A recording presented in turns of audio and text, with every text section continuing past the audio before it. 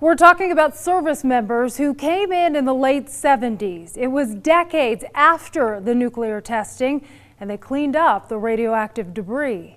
A chain of 40 tiny coral islands surrounding a lagoon is Eniwetok Atoll in mid-Pacific. It was the late 1940s and 50s when the U.S. military tested scores of nuclear bombs in the tropical Eniwetok Atoll. Its death-dealing radioactive cloud spreads for miles above the Pacific. At 4,500 feet. One such bomb, Ivy Mike, unleashed a radioactive cloud in a blast 450 times more powerful than the bomb dropped on Nagasaki, Japan in World War II. It was so big, it vaporized a tiny island. The nuclear contamination would remain until the late 1970s when the U.S. government hauled in service members to clean up Eniwetok and surrounding islands. I was MP. Among those reporting for duty, Jeff Fortin of Post Falls, Idaho. So I was there at 21 years old. I was a E4, fresh off, I love the military, and there I find myself on Eniwetok. Jeff was young and strong and proud to serve his country in the Air Force. That was the international airport at Eniwetok. Jeff helped run the airfield. 5 of us lived here. As people and supplies shuffled in and out for the cleanup effort. Was there any described danger at that time? They told us it was minimal danger.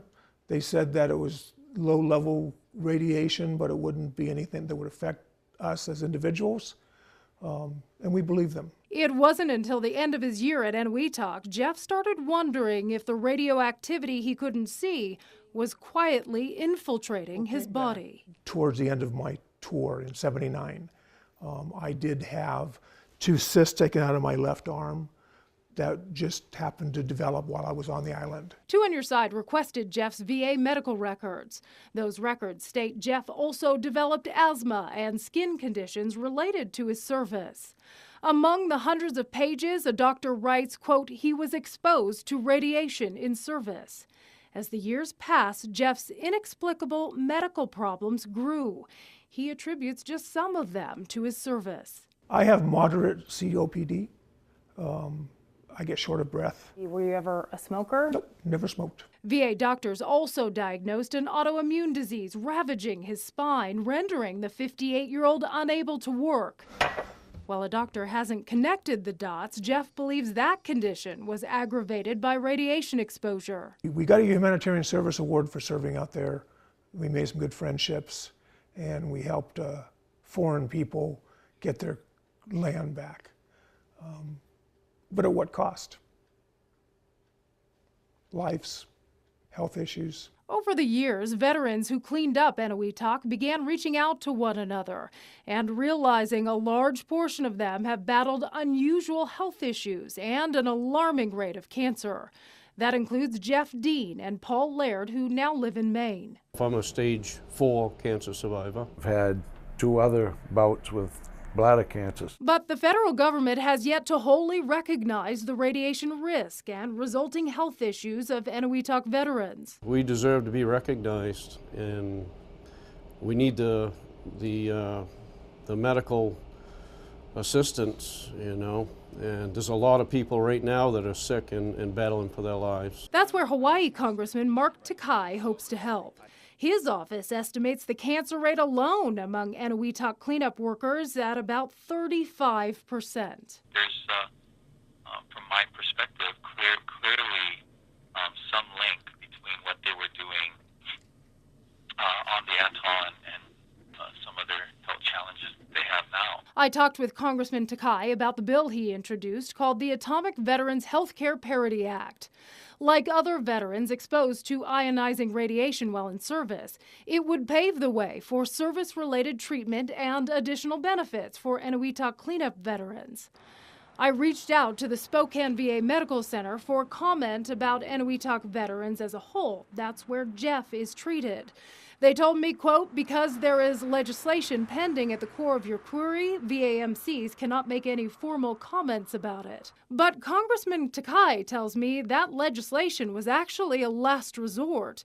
He was hoping the VA federally would decide to change the Eniwetok veteran status so their illnesses are automatically classified as service-related. Prior to introducing the bill, we actually